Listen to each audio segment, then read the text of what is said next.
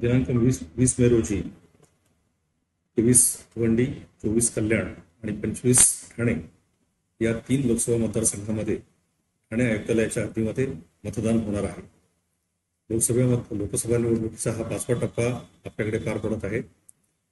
यासाठी पुरेशी खबरदारी पोलीस प्रशासनाने घेतलेली आहे. आवश्यक तो बंदोबस्त स्थानिक पोलिसांचा, त्याचबरोबर बाहेरून आलेल्या केंद्रीय राखीव पोलीस दलांचा आणि राज्य राखीव पोलीस दलांचा देखील आयुक्तालयाला प्राप्त झालेला आहे. त्यामुळं या निवडणुका निर्भयपणे आणि निष्पक्षपणे पार पडाव्यात यासाठी पोलीस यंत्रणा पूर्णपणे सुसज्ज आहे.